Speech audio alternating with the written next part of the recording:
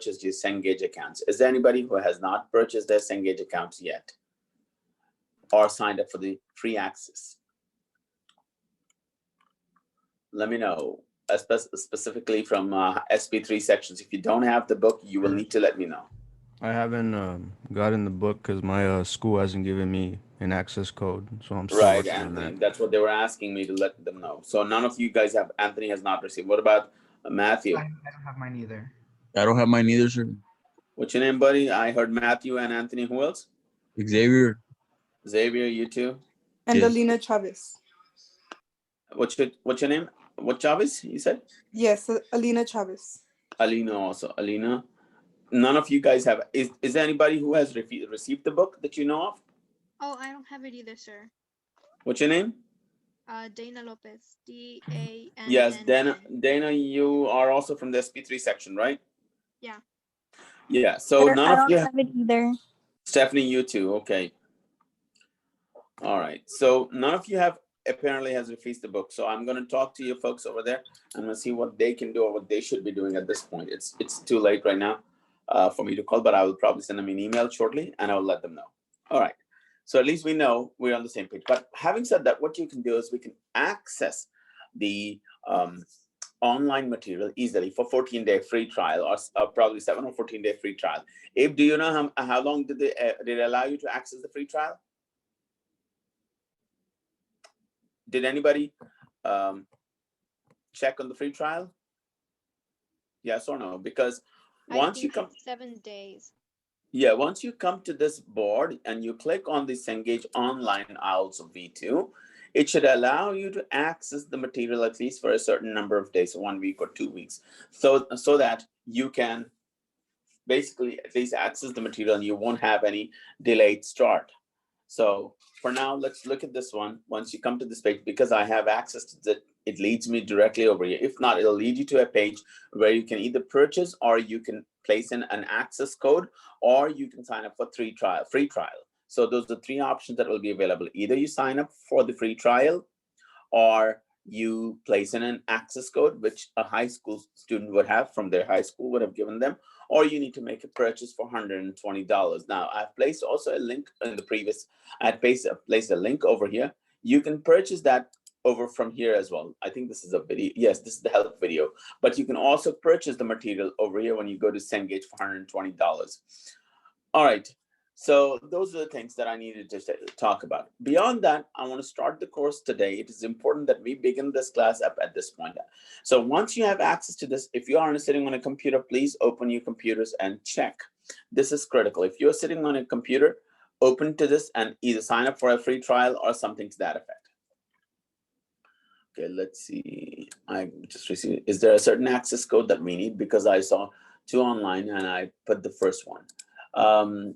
Jackie, I don't think there should be 2 access codes. There should be only 1 access code, and you only put in 1 access code for that, Jackie. And I don't think there's anything else you will need to do beyond that part.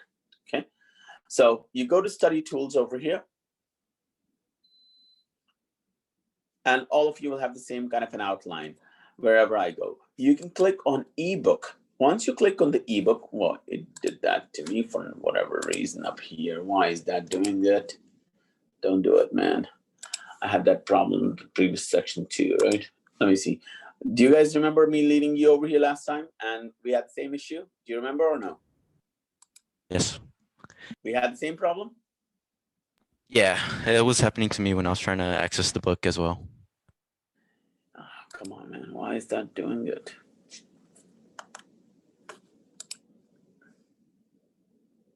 Okay, there you go.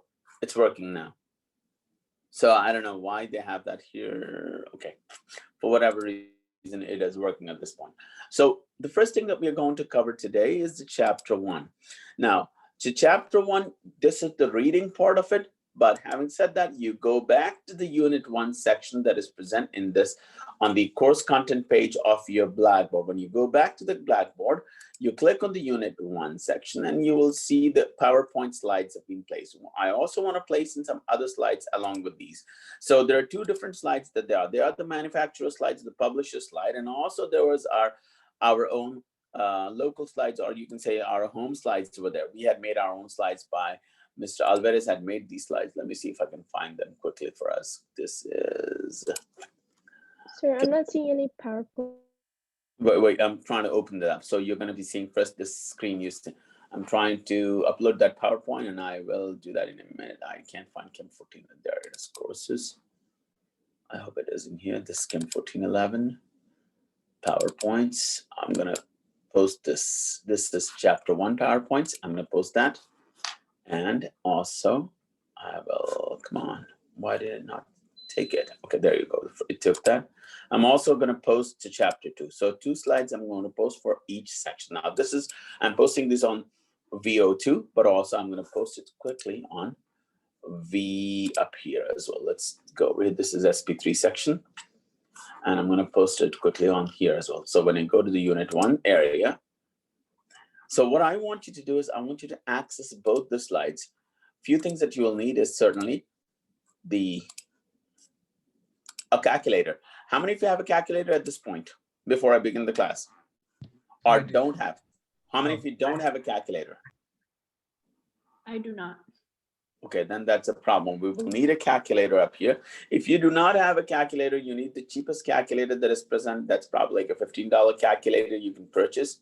Not this, man. Why is this coming up? Okay. You will need a $10 to $15 calculator from Walmart, and that'll be sufficient if you were to do that, okay? I want that calculator because without that calculator, you will not be able to do anything in this class. You certainly need a calculator.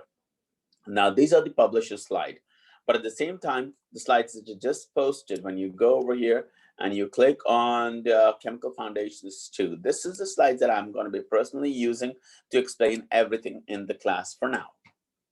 So not this one that's opening up right now. These have less text and it has more of, what do you say? These are our homemade slides. Basically, it has lesser of text, but it has lots of problems and it goes over the details as well. Now, beyond this, there's also certain things in this thing in the on the course content menu itself, the resource page. There is a resource and tables page. I want you to look at this resource and tables page. This is there's a periodic table also, but what I would suggest you to do is this Chem 1411 supplemental notes. This is something that you should print out and have accessible to you, because I'm going to be allowing you to use this on the exams as well, or at least I'll provide you these in the questions itself. So these are some conversion factors and stuff and other things that you probably will need this during the semester. This should be available to you. There is no reason why you should not have this. So what I would suggest you to do is have this printed out for you right now. You will need to have access to this reference handout. Okay, that's critical. So do you think you might be able to print that handout out, this one, the supplemental handout? Can you print this out or no? Yes, sir, we can print it out. Yeah, print it out or at least have some kind of access to it. It'll help you when you do that, okay? So let's see. And okay, great. So once that is done, we're going to jump directly into our chapter 1. I'm going to the PowerPoint slide that I showed you. This is Mr. Alvarez's. Mr. Alvarez was a professor with us about 5 years ago. He used to work for South Texas College, and he worked for South Texas for about 25 years. And he was an excellent professor. He had made these slides, and I continue to use these slides because they're very easily understandable. So it helps me when I teach my students through this. The content has not changed. It's almost identical stuff, just a little bit few changes here and there. And if there are, I will point out where those changes are. Okay, so make sure if you are sitting on a computer, open these slides up and follow along with me. It'll help you. So also what I showed you up here is the book itself. The book is over here. This is the Chemical Foundations. This is chapter 1.1, 1.2, 1.3, 1.4, and 1.5. When I left you last Thursday, I had asked you to go over sections 1.1 through 1.5. Do you remember that or no? Yes, everybody? Yes, sir. Yes, sir. And did anybody try to open the book? Did you or did you not? Did you open the book, everyone? Nope. Yes, sir. I'm not hearing What do you a word. mean? I read it from there. You did, good. I If you looked at did, it. then that's Yeah. good. You did. Okay. Let us see. I can't. I want to get a picture of all of these students too, just in case, because I need to snip this out. I need to keep a record of the students that are present in the class right now.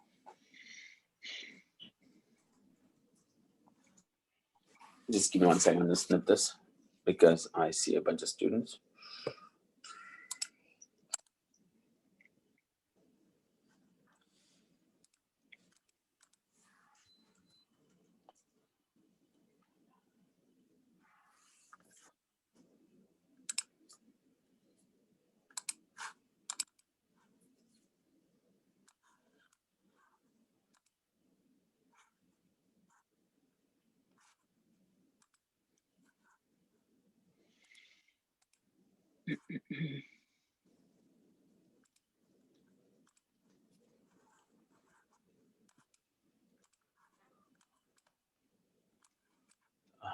Come on.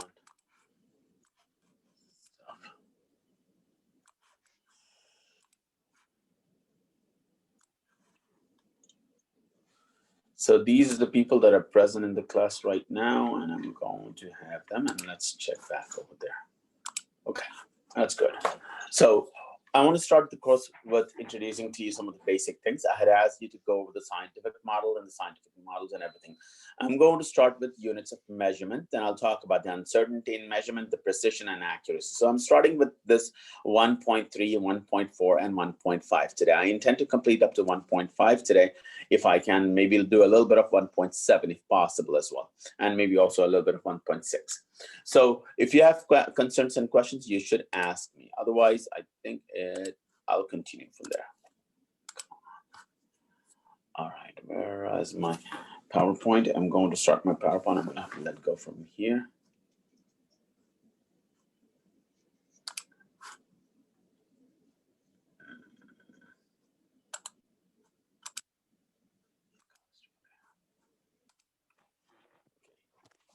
So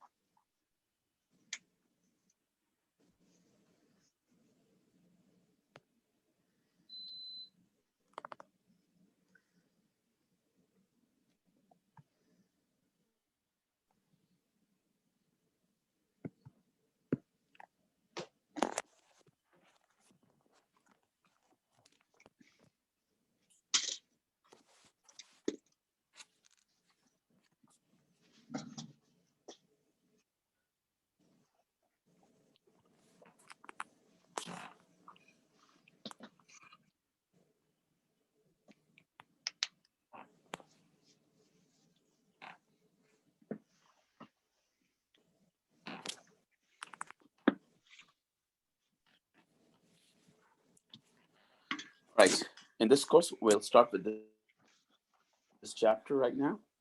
Chapter 1. This is Mr. Alvarez's slides. I'm going to describe a few things, the units of measurements. When we start talking about chemistry, first of all, we see that chemistry is the study of matter and its composition, and without any issues, we accept that part. It is the changes also that the matter undergoes.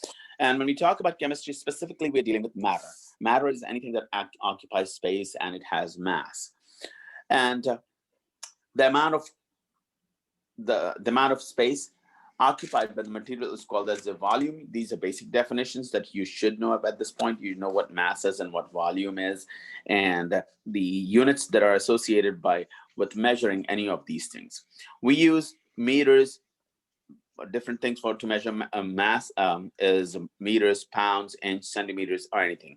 We also use for length, we use meters, and we can use a ruler and stuff like that. Now, some of the important things that I want you to know is this. So what I'm going to do is I'm going to write this down, and I want you to note this down as well. This is critical as well. So some of the prefixes, I'm going to start with prefixes. So prefixes are things that are basically things that you use in order to define some of the units, such as when we say a terabyte. Does anybody know how many zeros are there in a terabyte? Like, for example, you have a computer disk and you wanted 1 TB disk hard drive. So how many zeros are there? 12. I'm sorry, go ahead. 12 zeros. 12. Yes, Oh. a terabyte is 12 zeros. So what we're going to do is we're going to write all of those things, and we're going to put in some exponents for the 10 to 10. So exa, this is critical. Exa is defined as 10 to the 18. Then you have a peta is 10 to the 15. Then a tera is 10 to the 12th. Then a giga. What is a GB? Gigabyte. Giga. 10 to the 9. 9. Then you have a mega is 10 to the 6. Then kilo is 10 to the 3rd. Then after kilo, you will have what we call as a hecto, probably not needed, but a deca is probably useful. A deca, I'm going to write D-E-K-A. Deca is a capital D, and it is 10 to the 2. Deca is 10 to the 1, my fault. Deca is 10 to the 1, hecto is 10 to the 2. So deca is 10 to the 1. So these are the positive prefixes that you need, exponents with the prefixes you will need to know. Beyond that, you will also need to know some of the prefixes with negative exponents. Let's look at some of them. So what we have is, in this case, we're going to look at atto. Atto is 10 to the negative 18. Atto is 10 to the negative 18. Then you have a femto. Femto is how much, guys? 10 to the 15. negative 15. Then we have pico. Pico is, did I do this in the last session? No, you just told us to memorize the chart. Good. Yes. Nano is 10 to the negative 9. Then you have a micro is 10 to the negative 6. Then you have milli is 10 to the negative 3. Then you have deci is, let's write centi first. Centi is 10 to the negative 2. Deci is 10 to the negative 1. So those are the common prefixes you should be knowing. At least some of them are very important. In this case, when I look at a giga, you will need to know this, a mega, a kilo, a tera, probably a pico, you will need to know nano, micro, milli, centi. And those are something critical. Maybe femto also. I'm asking the exam. What is a femto? A meter. Then all you're saying basically is 10 to the negative 15 meter. So those are the things that you will need to memorize. Okay. Is there any question so far how I'm explaining this? We will need to, basically you will need to memorize some of them because I will not be providing you these stuff, but you will need to know some of them. Okay. Now, beyond that, we will focus next on talking about units, the uncertainty of measurements. I'm going to talk about some of the uncertainty of measurements. So in order to understand these measurements, I want to talk about two numbers. First of all, let's look at two numbers. I'm going to write down these two numbers over here, and you're going to tell me what's the difference between these two numbers. So let's see, if I have a number such as 25, say, for example, if I ask a student to go weigh out 25 grams of common salt, sodium chloride, weigh out 25 grams of salt. And if I ask two students to do that, the first student comes back to me and he says that, sir, I have measured out 25 grams of sodium chloride.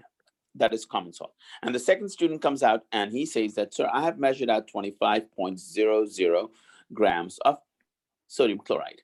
Now, what is the difference that you notice in either of these things? Abe, can you tell me what is the difference over here in these two numbers, 25 and 25.00?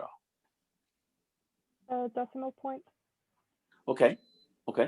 What is the difference? It's more the number of significant figures. Good.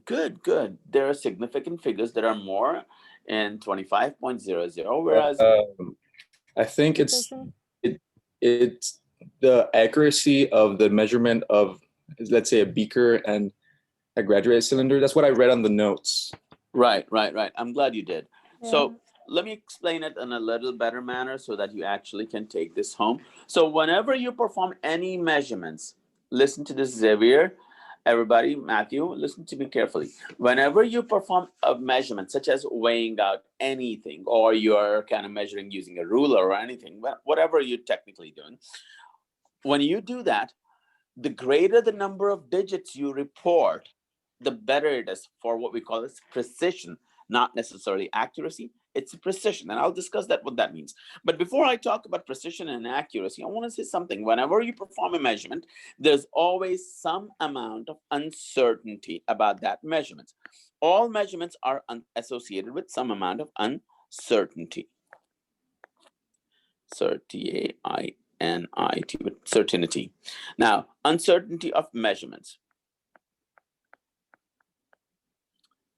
Now, the uncertainty of the measurement lies in the last digit of the measurement. Whenever you perform any measurement, there's an uncertainty in the measurement, and that uncertainty always lies in the last digit of that measurement. So if I were to look at the first measurement, 25 grams, so what is the last digit of that measurement? The 5, right? In 25 grams, the last digit is 5. Therefore, the uncertainty lies in the units place of this measurement. So technically speaking, this measurement can technically anywhere be between plus or minus 1 of this number. So technically this measurement is anywhere between 24 and 26. As long as the student measured out anywhere between 24 and 26, he could report it as 25 because he has reported only 2 numbers or 2 digits, and the last digit of this number is in the units place. So that's why the uncertainty of the measurement is plus or minus 1. Unlike the other student, let's look at the other student. We have another student who has measured the same thing at 25.00 gram. So when I say it has measured it in 25.00 gram, and the uncertainty of this measurement will lie in the last digit. The last digit happens to be this 0.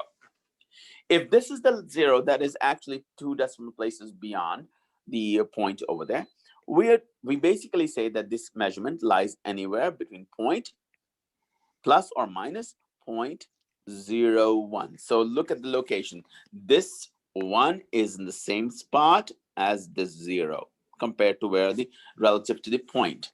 It is in the same location. So this measurement lies anywhere between 24.99 to 25.01. Would you agree?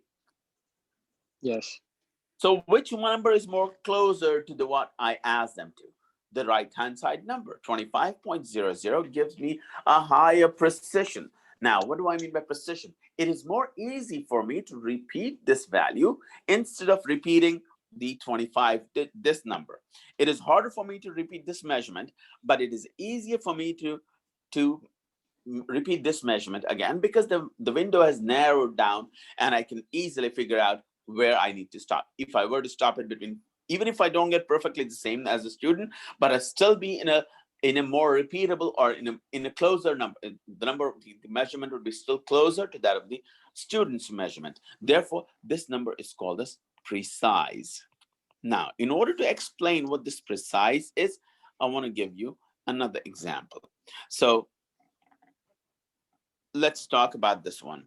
This, if I were, does anybody have any question? No? Okay. So let's look at this one. I'm going to draw a few diagrams over here of a target board. I have 3 target boards over here.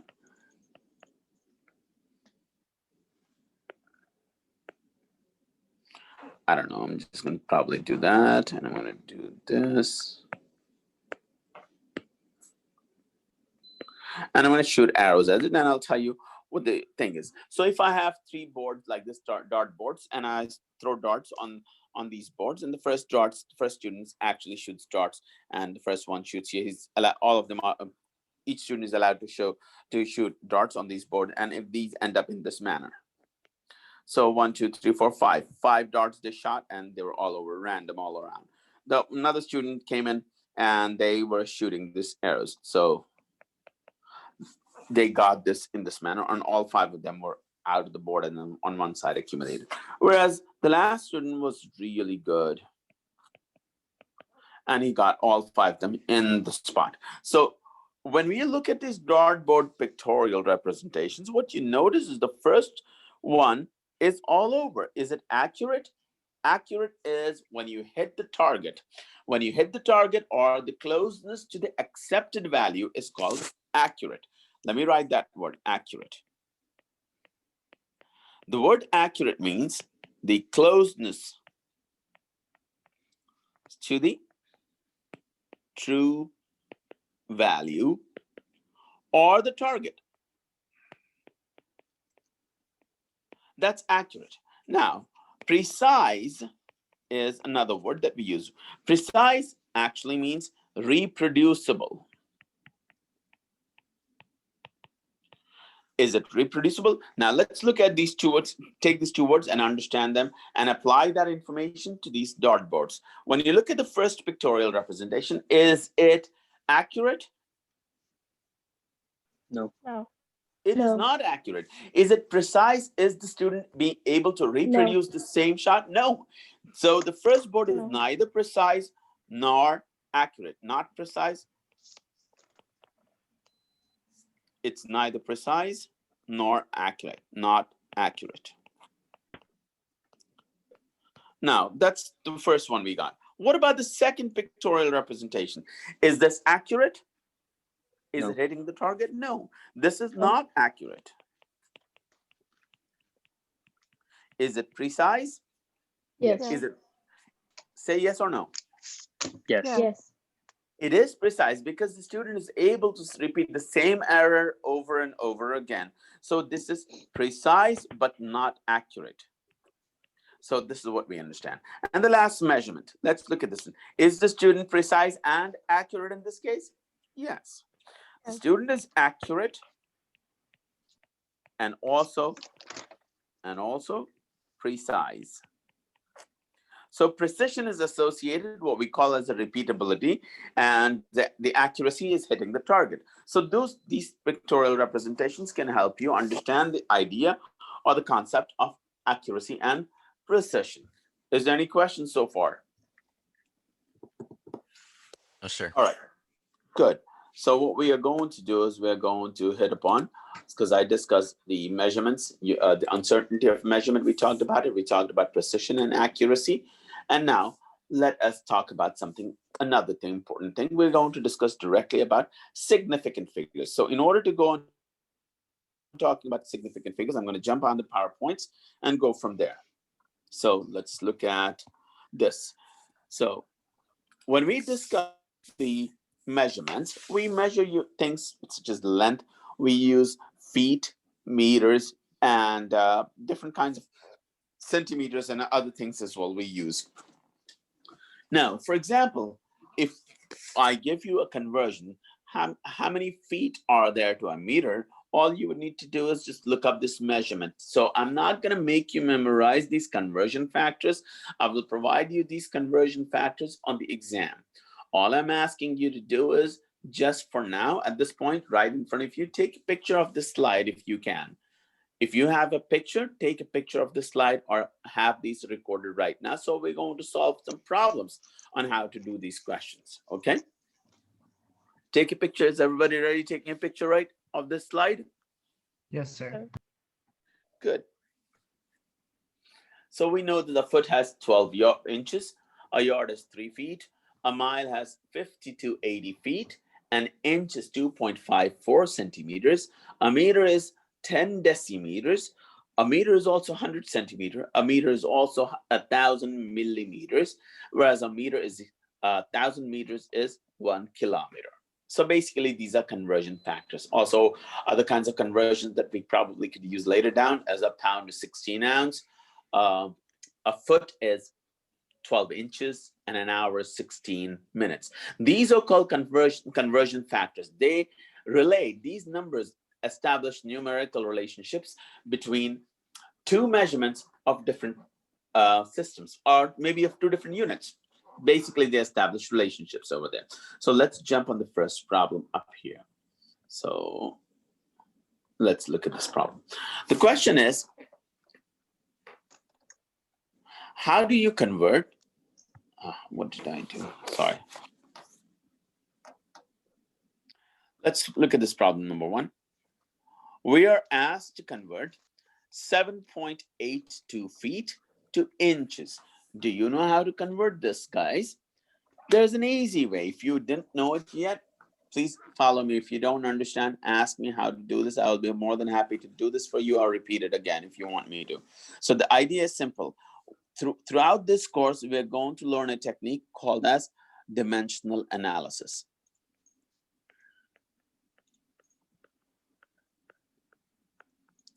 So what this means is we're just going to line up the units, lining up the units. The units are supposed to be lined up. What do I mean by that? I'll explain to you in a minute. So whenever a question is given to you and you are being asked to convert from one unit, that is in this case feet, to inches, the easiest thing you're going to do is you're going to first take your number as it's 7.82, write down the units that are listed over here, feet. Remember, we want to get rid of the feet and our answer must be recorded in inches. So how do I cancel out the feet? The only way that I can cancel out the feet is by lining these units up. So I line up my feet with feet so I can cancel the foot with foot and I have inches on top. So let me just do it on my here. Let me do it over here. The thing was we had 7.82 feet. Not 82, right? What did we have? 7.82.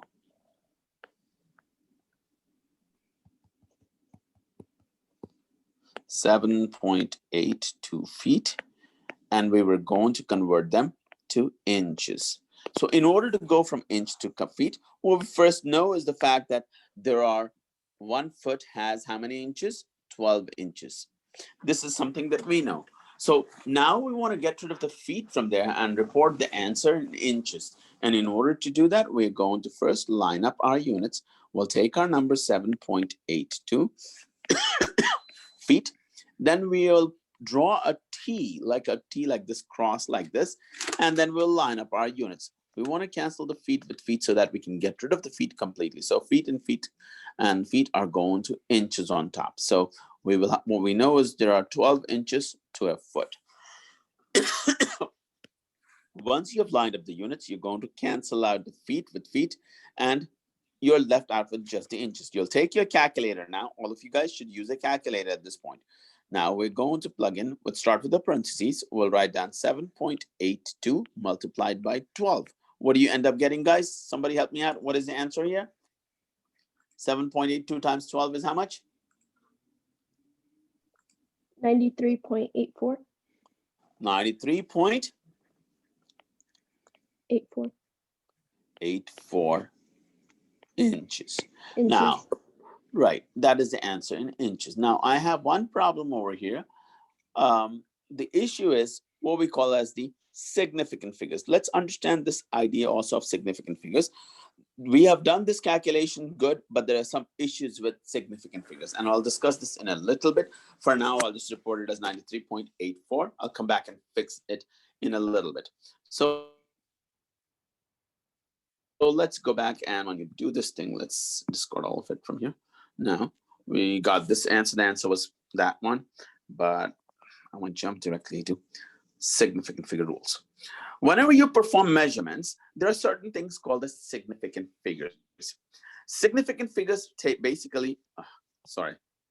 significant figures basically tell you about the number of digits that are present in the measurement that are relevant for you to work on. So let's look at this one. Also, it basically tells you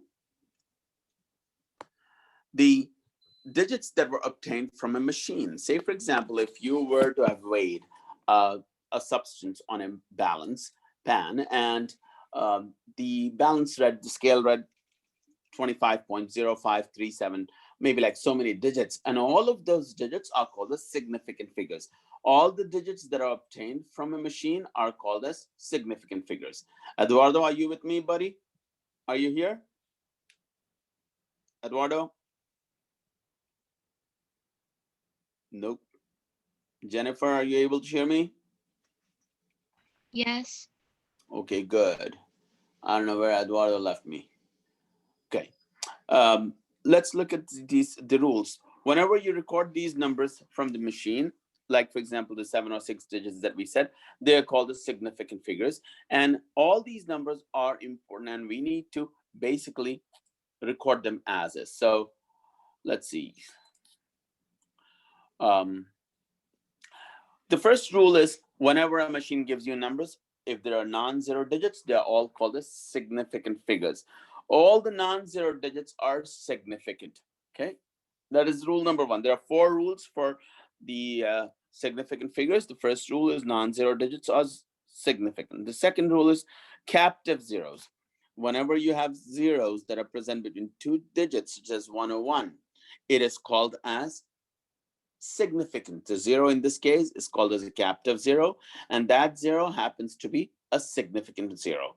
So zeros that are present between 2 non-zero digits are significant. The first rule is all non-zero digits are significant. The second rule is zeros that are captive are significant. Rule number 3 pertains to leading zeros. For example, in the number 0.000025, there are 4 zeros preceding 25 over there. That is in front of 25. Those zeros are called as leading zeros. An important rule is that leading zeros are not significant. They are never significant. This is something that you're going to remember. We said all non-zero digits are significant. Captive zeros are significant. Now we are saying basically that leading zeros are not significant. Zeros that are present in a number ahead of a number are not significant. Now, the last rule is the trailing zeros. When we talk about trailing zeros, there are 2 kinds of trailing zeros. Let's understand what these kinds of trailing zeros are. So say, for example, if I have a number such as 100, or 1000, say for example, and if I have also a number 1.000. Look at these 2 numbers. The first number is a number in which there is no decimal point, whereas the second number has a decimal point in there. So there are 2 different kinds of numbers. Now the zeros in the first number, which does not have a decimal point, are not significant.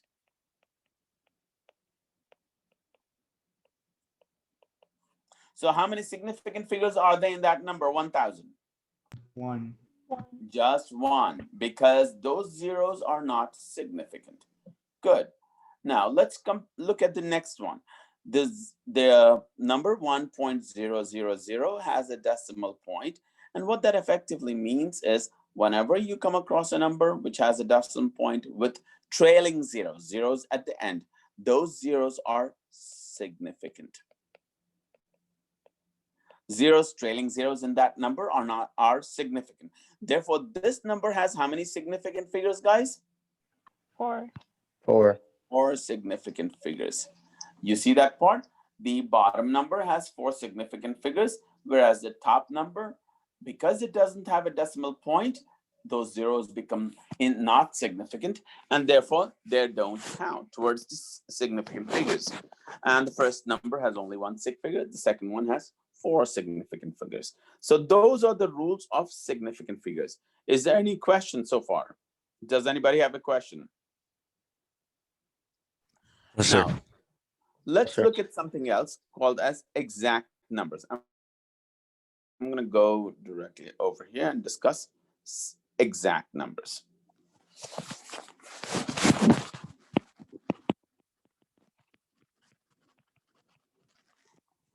So let's check this out.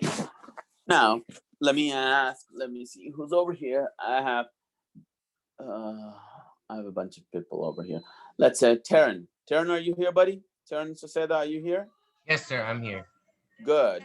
Can you tell me how many items are there to a dozen, man? How many what, sir? So if your mom asks you to go get a dozen apples, how many apples will you get? 12. 12. is there any kind of uncertainty about this number? No, sir.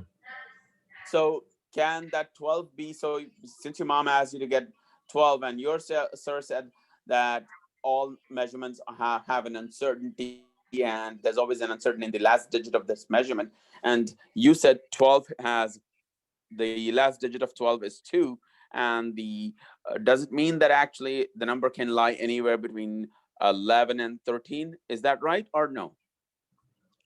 Yes, sir.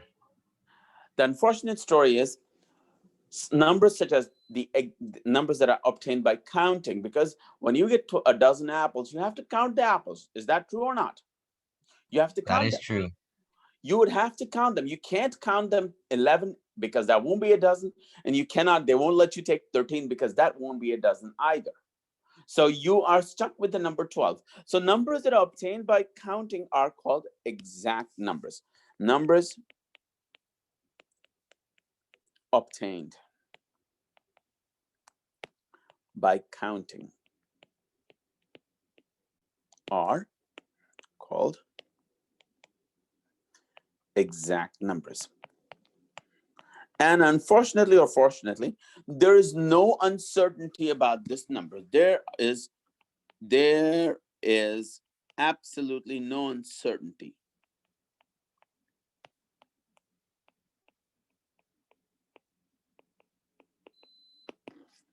about an exact number. You have to pick out 12. You cannot pick out 11. You cannot pick out 11 and a half. You cannot pick out 13. You must pick out exactly 12 apples because it is an exact number. It must be obtained by counting. So these numbers have infinite significant figures. Exact numbers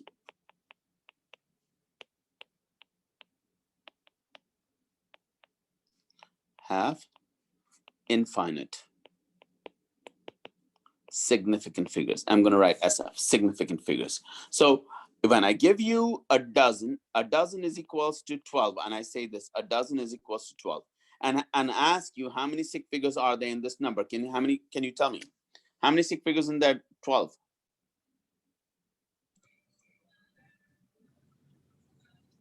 Infinite? Infinite. They are infinite, because it's a number that is obtained by counting. So not only a number that is obtained by counting, but also all conversion factors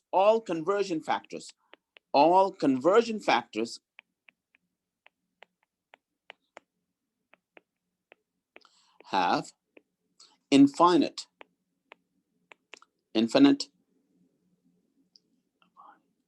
They spell it INFI? No. Infinite significant figures. So this is something that you will need to remember. All conversion factors. Now, what did we talk about earlier? Conversion factors. We said that, let's look at some of conversion factors we looked at earlier. We looked at these conversion factors earlier, right? So a foot has 12 inches, a yard has 3 feet, a mile has 50 to 80 feet. All of these numbers, you look at a 1 in front of the feet or 12 in front of the inches. Both of them have infinite significant figures. So does any other digit that you notice in this conversion factors. All conversion factors have infinite number of significant figures. Am I clear on that, everybody?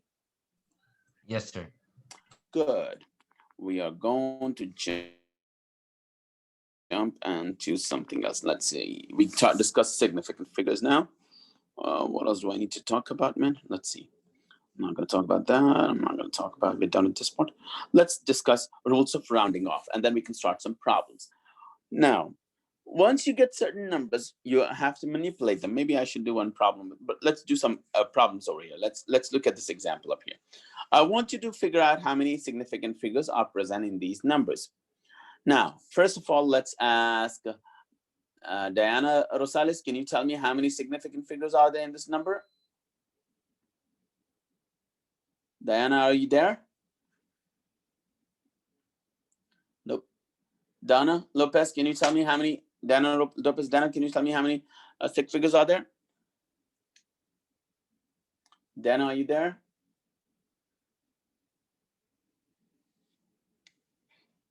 but I can't use my Diana. You cannot use your microphone. Okay, let's go. Alina, can you tell me how many stick figures are there in this number? 6. Good, because all non-zero digits are significant. So this measurement has 6 stick figures according to rule 1. And you don't have to write the rule number. You just have to say that it has the number of significant figures it has. Okay, now let's look at this number. Let's see, Matthew, can you tell me how many significant figures are there in this number, buddy? 4. How did you get 4? The rule of in between zeros and the trailing So- zeros.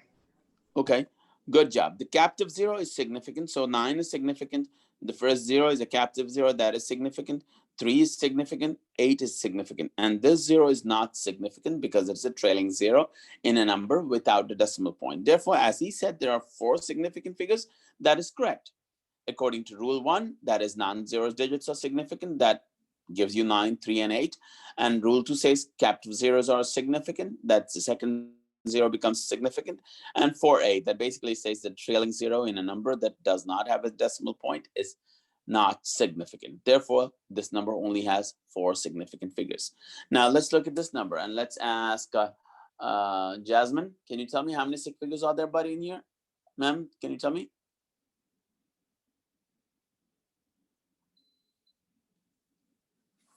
Jasmine, not there. Aaron, can you tell me how many stick figures are there?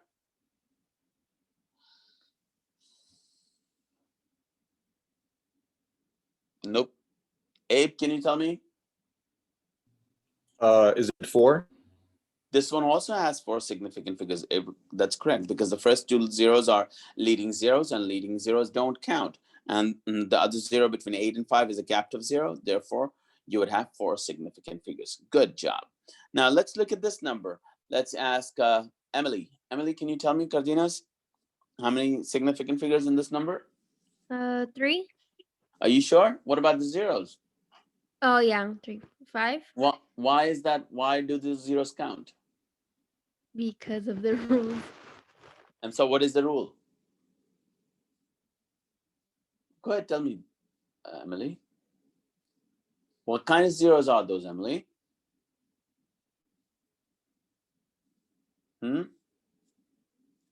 What kind of zeros are there?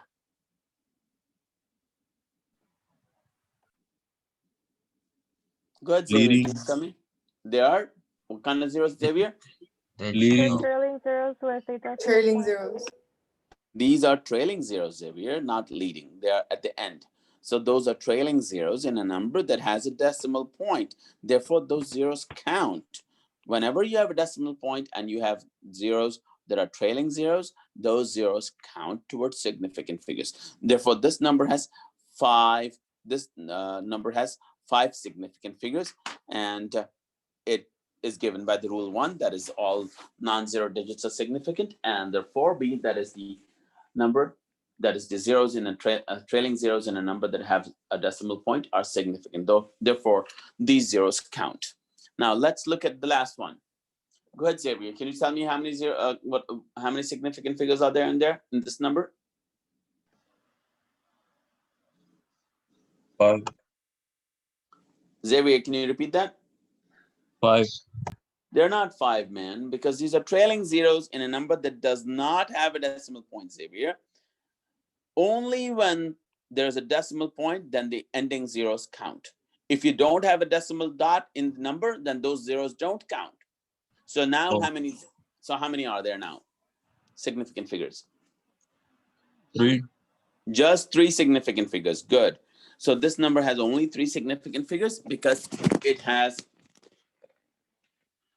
trailing zeros in a number with no decimal point. Therefore, it has only 3 significant figures. All right. The next thing we want to discuss is the rules of rounding off. So the first thing is, the first and foremost thing you will always ask when you're dealing with rounding off is, how many significant figures do you need to report the answer? So if I give you a number and ask you to round off that number, then you will ask me, how many significant figures do you want me to report the final answer into? Then the next thing is, you will write down all the leading zeros because they don't count. They have no impact on the significant figures.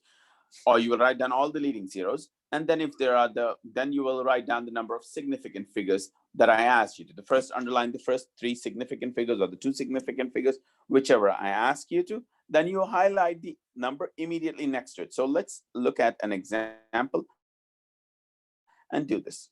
Let's see. Let's look at a number rounding off.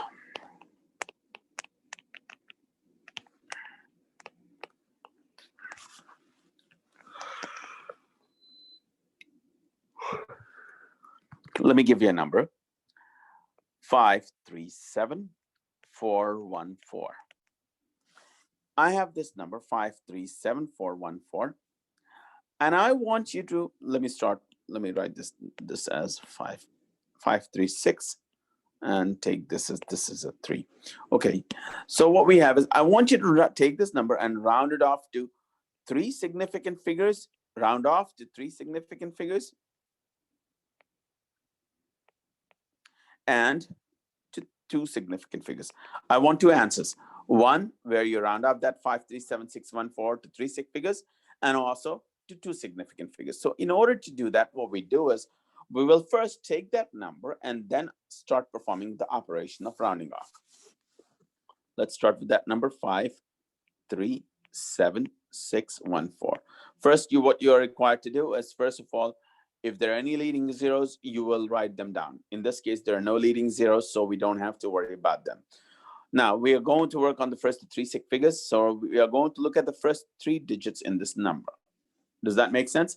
When you look at the first 3 digits in this number, when you're done with that part, you will also highlight the number immediately following the last significant figure. Now, in this case, it happens to be 6.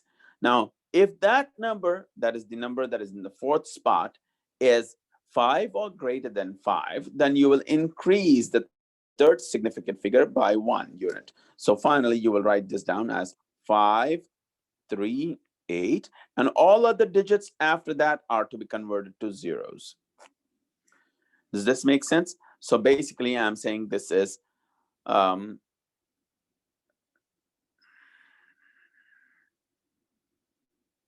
so 538,000. I got 538,000 in the end. Instead of 537,614, I can round this number off to 53800. Now, how many sig figures are there in this number, Xavier? Can you tell me? 3.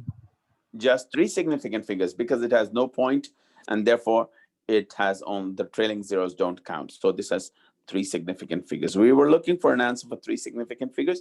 We got that. The next thing we're going to do is we're going to take that same number and we're going to round it off to 2 significant figures. So 537,614. So in order to do that, again, we'll follow the same rule. We'll first underline our 2 significant figures because we're only looking for 2 6-figure answer, and also highlight our 3rd one. If the 3rd significant figure happens to be 5 or greater than 5, then we'll add 1 to our last significant figure and write down the number 5, 4, then all other digits become zeros. 7 becomes 0, 6 becomes 0, 1 becomes 0, and 4 becomes 0. So this is what we're going to write this number as. This is 540,000 in the end. We have rounded off that number. And this number has only 2 significant figures. Is there any question of how to round these numbers off? Anybody with questions in terms of rounding off? Anyone? Okay. If you don't have any questions, I'm going to move on to talk about another rule. We're going to discuss something called as scientific notations. We're going to discuss about scientific notation. Whenever a number is written in this form, whenever it is written in this form, such as m times 10 to the exponent n, we call that format as scientific notation. Now, what are the rules in order to write the scientific notation? So in order to write scientific notations, the simple rules. Let's look at this one.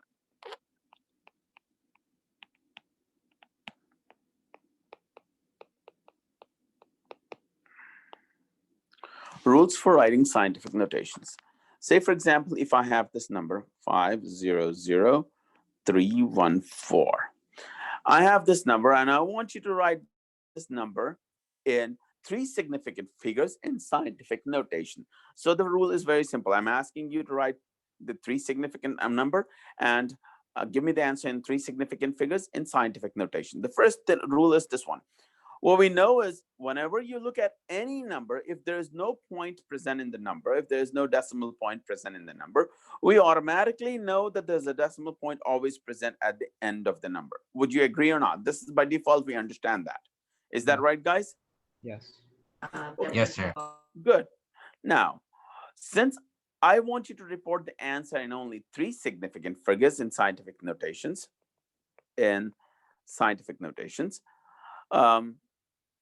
I'm going to first highlight my 3 digits that I need to, and also look at my 4th one. The 4th one actually happens to be lower than 5, so I don't have to add any numbers to my 3rd digit. I'm going to write my 3 digits, the 3 digits over here, the first 3 digits, and then the next rule is you place a decimal point between the first and the second significant figure.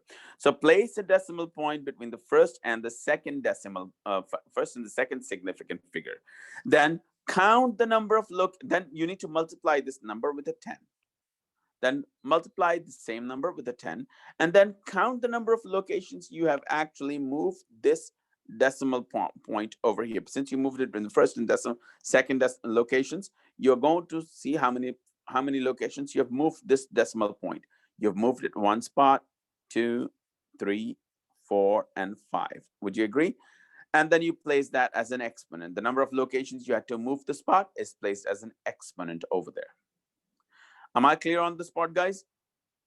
You place number 5. Yes, sir. The last thing is determining if my exponent is positive or negative. If my exponent is positive or negative, in order to identify that, we look at our original number. If the original number is greater than 1, then the exponent will be positive. If the original number is less than 1, then your exponent will be negative. So in this case, the exponent is positive because your original number was 500,000, something big number. So we don't have to worry about the exponent being negative. Now let's also look at another number up here and try to express that in scientific notations. Let's see. If I give you 0.537413. Now I want you to report this number in 3 significant figures again in scientific notations. So the rule is simple again.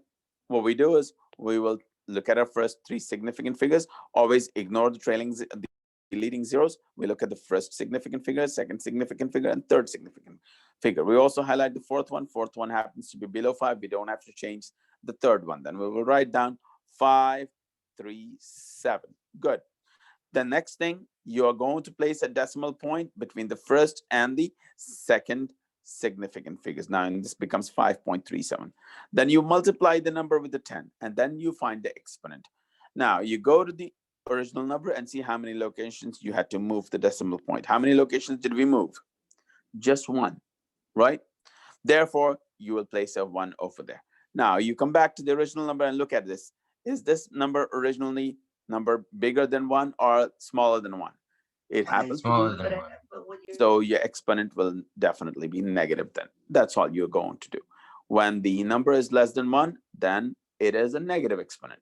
I hope you understand what I'm trying to explain, everybody. Am I clear on how we get these exponents and the scientific notations and the significant figures? Is everybody clear on that? Yes, sir. Yes. Yes, sir. Good job. So now we are going to jump directly on our problem number 1 again. We'll go back to our problem number 1 and then solve that question again. Just for the sake of explanation, I want to make sure that why do we have this answer in this form and why is it not something else? Let's see. The question was, when you are given a conversion and you're being asked to convert from one unit to another unit, in this case from feet to inches, you will look at the original number. How many significant figures are there in this original number? Somebody help me out. How many significant figures? 3. There are 3 significant figures. Your answer will always contain the same number of significant figures as the smallest number, as the smallest significant number in the question. In this case, there's only one number and that has 3 significant figures. So your answer must also be reported to only 3 significant figures, not more than that. And that's why our answer cannot be 93.84. It must only be 98.3. Let's go back to this question and look at it up here. We did this problem somewhere. Where did we do this problem? I don't know. Here. We said it was 93.84. Now we realize that this number had only 3 significant figures. So we're going to drop the last digit and make it only 3 significant figures. Because this number has 3 significant figures, our answer must also be reported to only 3 significant figures. Your answer cannot be more precise than the original measurement. This is critical. Your answer cannot have more significant figures than the original measurements. So when you add more significant figures, the number becomes more precise, which is not what the case is going to be if you start with a lower precision number. It'll continue to be that same. So it's a bottleneck, and that's what your answer must be reported into as well. Now,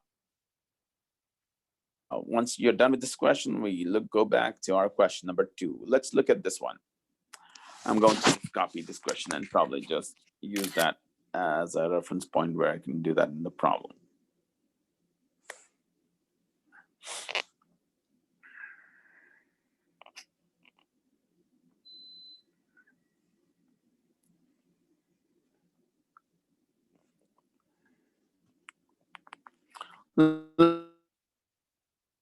Let's do the second problem up here, guys.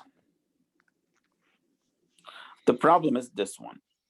The distance from Earth to Sun is 93, followed by 6 zeros. That is 93 million miles. How many yards is that? So you're being asked to convert from the units of basically from miles to yards. So let's recall our measurements up here.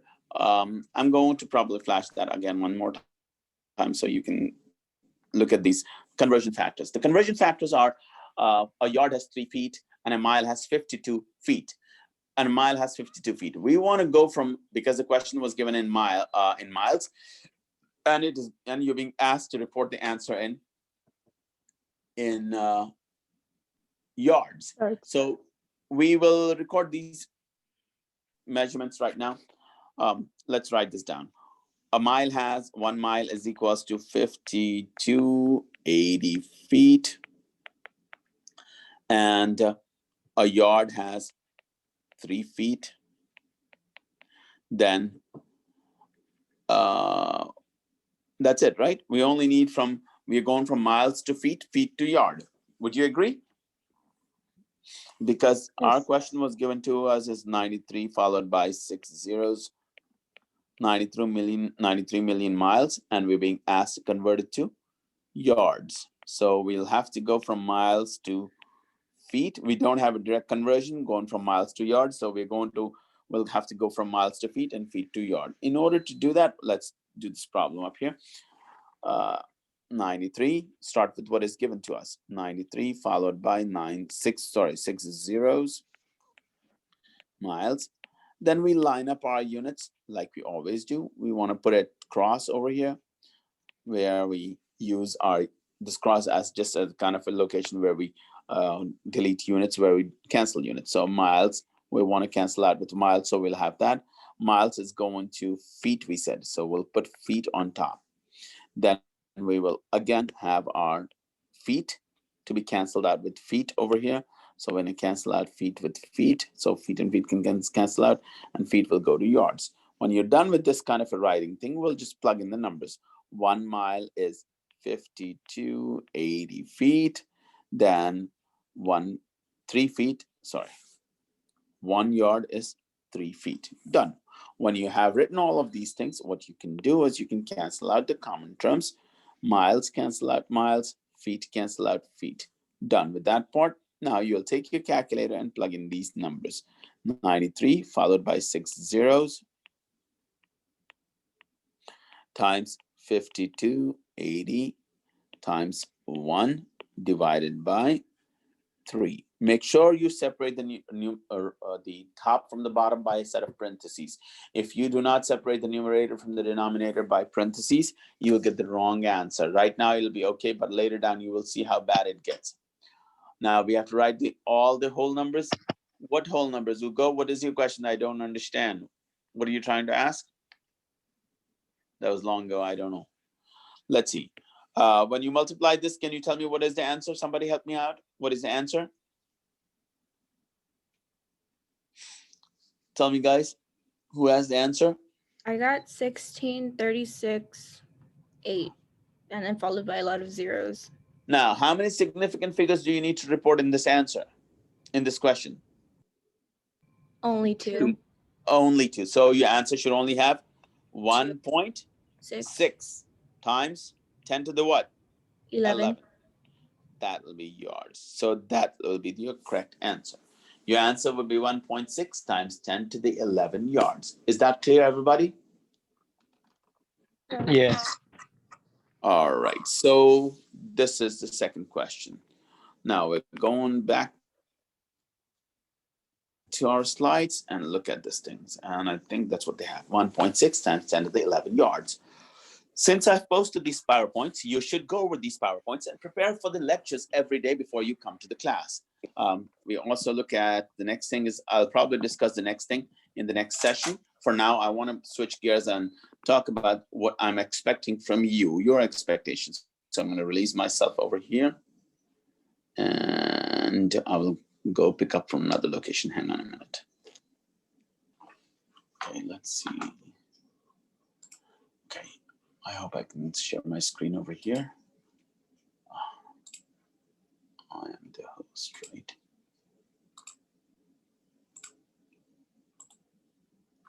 What is wrong over here?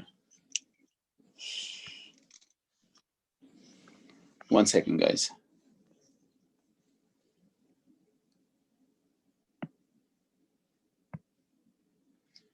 Okay, see if I can share my screen. Yes, okay. I'm gonna share my screen and now I want you to look at what I'm doing up here. So we're back on the up here. So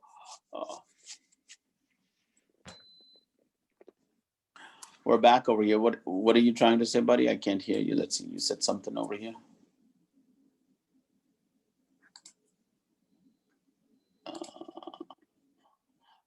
So we're going to look at the problems up here. Yes, for rounding off problems, Ugo, I don't understand your question. Ask me. I don't understand what you're trying to explain. Do we have to write all whole numbers for rounding off problems? Yes, you will only write down the number of significant figures. Ugo, you will only need to write down whatever significant figures you have. You don't have to write all the digits. If I were to ask you 3 sig figures, you will only report the answer in 3 sig figures, not more than that. All right, so for homework, we are going to go back to our chapter 1.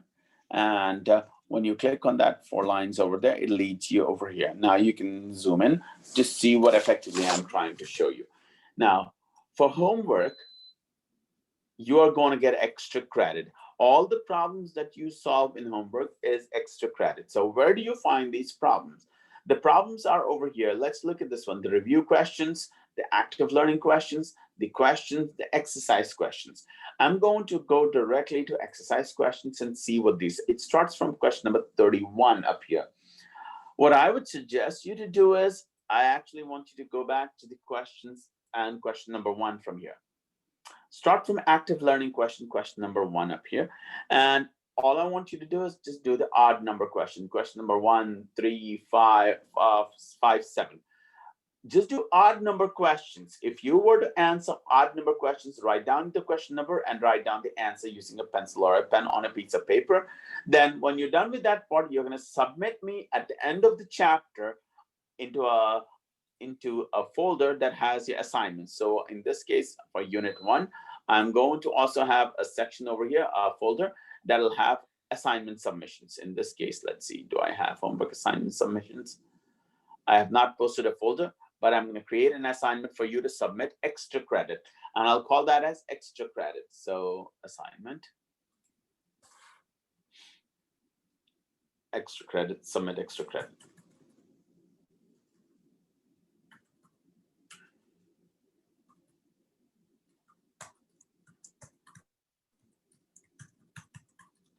Chapter 1.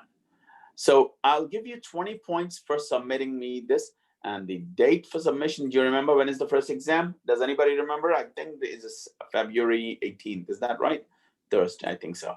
So before February 18th, if you were to submit me all the odd number questions over here at the bottom, submit extra credit for chapter 1, I will give you 20 points. So where do you get these questions from? You can go over here and go from question number 1 all the way. You will solve all the way to the questions. Then you will solve exercise questions as well.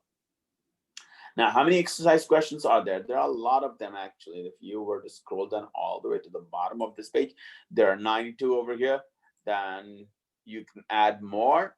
So that will become 110. So basically, I'm going to stop at this location, additional exercises, not more than that. So starting from the review questions to additional questions. Don't worry about the Chem work problems or challenge problems or the integrative problems. So there are 110 questions. If you were to answer half of them, that means I'm only asking you to answer only odd number questions and write them down on a piece of paper and submit to me on the Blackboard. After you take pictures and convert them into PDF, I'll give you 20 points. That will altogether will be added at the end of the semester and will comprise for will actually contribute towards half a letter grade for this course. I hope I'm making sense. Is everybody clear on what I'm trying to explain up here? I will give you half a letter grade if you were to solve all the questions at the end of the chapter, starting from question number 1 to the additional exercise problems. Okay, just answer odd number questions. There are 101 questions, so I'm basically asking you to answer 50 questions. When you answer 50 questions, I will give you half a letter grade for that chapter, and all of them will add up in the end of the semester, and you will get half a letter grade. So for now, before you come back to me on Thursday, I want you to have completed at least from here to, let's see, as many as you can. I don't want to say all of them, as many as you can. Say, for example, the theory and law, these are the questions you're going to answer, and answer some of the questions pertaining to here. So how many significant figures are there in this number? Question number 33 is there. Indicate the significant figure as best as you can. Don't have to answer everything. Some of them you're able to answer them. The things that you cannot, don't worry about them, because you have still time until February to complete this chapter, right? So we'll continue to do this.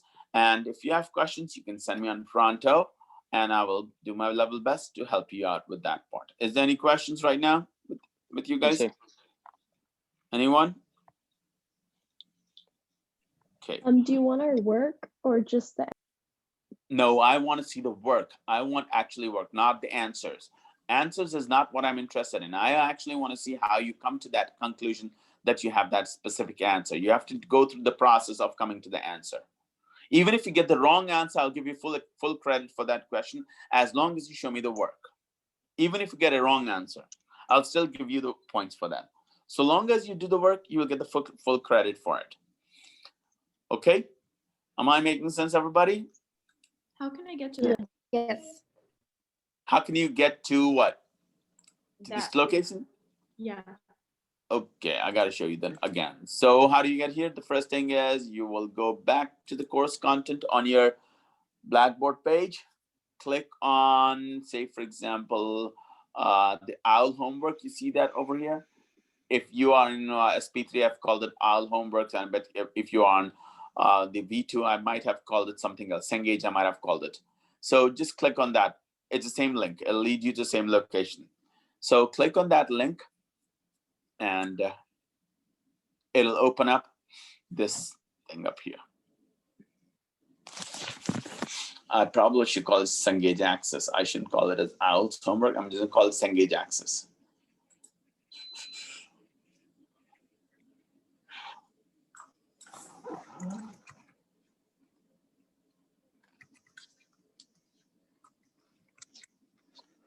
Cengage Access and OWL's homework. Okay, So when you click on that link, it opens this pop-up window. Allow your pop-ups if you are on a computer or on your mobile device, just allow for pop-ups. Then you go to the study tools. Once you go on the study tools, you click on the ebook. Do you see the ebook over here? When you click on the ebook, for some reason, I do not know why this is causing issues. I have no idea why. But why is that giving that hard time? I have no idea. It should lead to that. I don't know why it is doing that. It should lead you to this page. I don't know.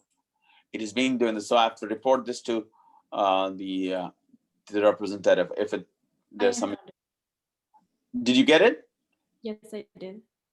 Okay, for some reason it's on my end. It is I might have to clear the cache or something on my browser. I do not know, but it should lead you to that. And when you are over here, you can go to this first chapter, click on the chapter 1, and then you scroll down and you have all the information. Read through the chapter and read through everything, and then you can access the problems, work on them. Let me know if you have questions. I will help you out. If not, I'll meet you the next day and go forward. All righty, so right now I'm at the end of the session. If you don't have any questions, I'm gonna let you go. If you do, ask me more. Anyone with questions so far?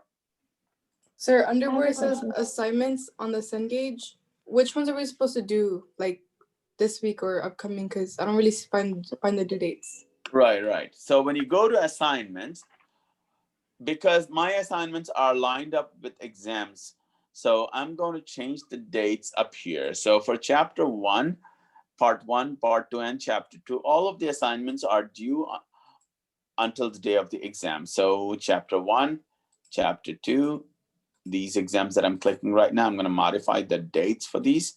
I'm going to change the date and make them due on 18th February. 18th February, that's when I intend to give you the first exam. So they are due on 18th February. All right. So that's it. Now this is for, I think this is for my, I think this is SP section. No, this is the SP3 section I've changed. I'm going to change it for VO2 section as well. But also all of these first first 2 chapters will be due on the day of the exam. That is the 18th February. All my assignments will be due on the day of the exam for that specific topic. So chapter 3 and chapter 6 will be due again on, I think, April 3rd. I don't remember the top of my head. But again, I'm going to set those dates to coincide with the day of the exam. So before that exam day, you are required to complete all of these quizzes. Okay? All righty. Anyone, any other questions? Yeah, Yes, sir. this is so clear on well, the review assignments all the way till the additional exercises. You said that you wanted to see the work. How like would you want us to do it like on Word or? No, handwritten work. You can write it out, or you can write it out in a piece of paper, and then you can take pictures of it and convert it to a PDF and submit to me. Oh, okay. You can do that. That's all I'm looking for. Okay, thank you. You're welcome. All right, then. Anyone else? I have another question. Yes. What's the question? I can't hear you. Do you have any lab? Yes, you will have lab, but I have not actually assigned them yet for now. But again, our labs, actually, yes, they are already assigned. Hang on a minute, I'm sorry. Labs have been assigned, I forgot about it. Labs have been assigned. So go to lab submission or labs, anything, there's a folder with the lab information. In this case, I have not placed anything in this case. I wonder why, unless that posted it somewhere else. Did I thought I did labs. Oh, here we go. McGraw-Hill Lab Connect. So I'm going to delete the submission part. This folder needs to go. You see the lab McGraw-Hill for SP3, it says McGraw-Hill Connect Labs. Online labs. You see that here? Yes. So click on the online lab window And the first virtual lab is due on 31st January. The first one, virtual labs, these are due on January 31st. I think, and the next 3 are due on 7th February. So the first one, virtual labs tutorial. This is the tutorial just for you to understand how to use the lab material, the software, how to play around with it. You have up to January 31st. And then the first 3 labs are due on February 7th. The next one is February 27th. The one afterwards is March 27th. The last 2 are in April. So those are the due dates of these labs. You can zoom in by expanding your screen. You can see it clearly because probably if you're on a mobile device, you can't see properly. Just zoom in for yourself and you can see the dates and everything, what you need to see. All right, so the labs are due already. So I've already posted the labs too. I'm glad you asked me that question. For both SP1, for both the SP2 sections, and let me just go back and also look at my, give me 1 second. Let me go to the VO2 section because I'm looking only at the SP3 section right now, but I also want to make sure that VO2 is also on the same page. It's taking a long time to load. Oh, come on.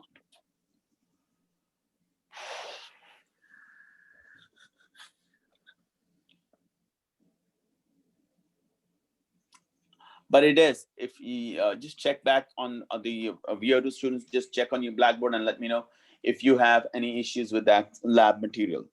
Okay, VO2 folks, do you have any issues? Do you see the labs? I can't create my McGraw-Hill account. Why? What does it say? Trouble doing that. What does it say? Because you know how, like, I've never made an account, and so every time I try to click like the McGraw-Hill website, it asks me to put in like a username and a password, but I don't have one, and it's not showing me somewhere where I can do like. You don't need. I don't know. Where are you going? Where are you going? Where are you trying to find this stuff? So all I want you to do. Are you a VO2 student or SP3 student? VO2. I guess so. I don't know what's the difference. So what is your name? Are you a high school student? Let me just ask you straight up. No, I'm a college student. I'm a college student. So you're not. So you're a VO2. If you're a college student, then you're a VO2. If you're a high school student, you're an SP3. Okay. So go to Cengage Online. Just click on this link. Just zoom in and then click on that link. See what it does. What does it tell you when you're over there?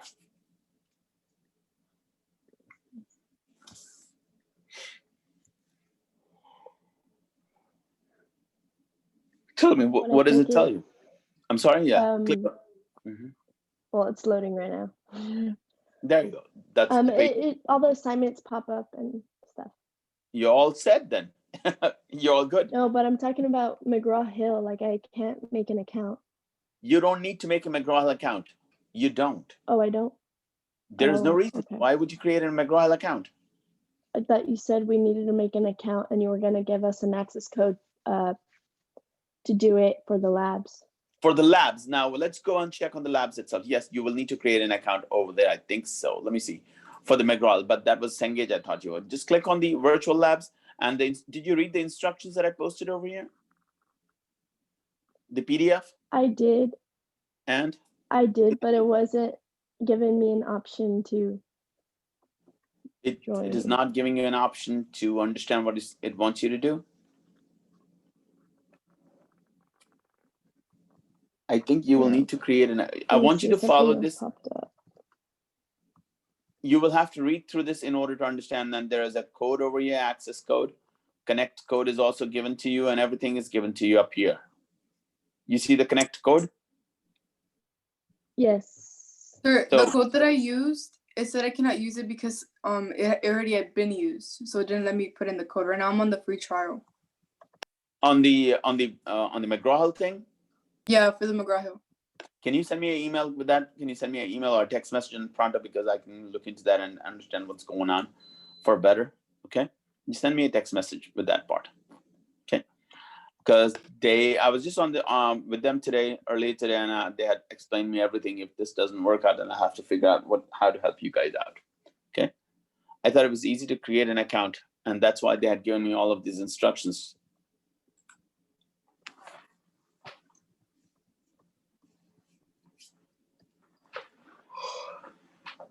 Sir, I've already do it on McGraw-Hill and use the access code, and I'm able to see all the labs already.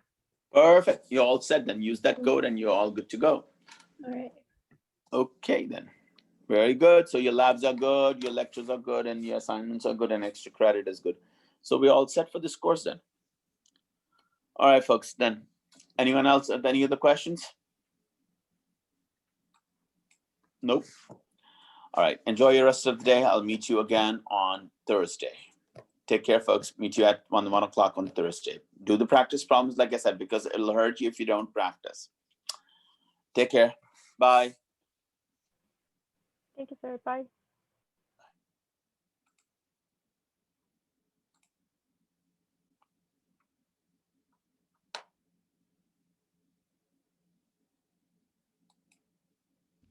Sir, Who is sorry, I hope I'm not bothering you, but it's just that I'm gonna get engaged like in a little bit, but Okay. everybody's saying that they're going to the school to give them a code, but I'm currently not in the valley, so I was wondering if like is it necessary for me to go, or I can just send like a family member that I have there.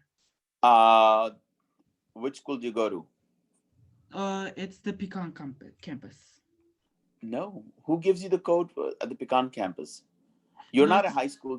Are you a high school student? Oh no. It's because I was hearing everybody was saying that, and I No, thought that. nobody. No.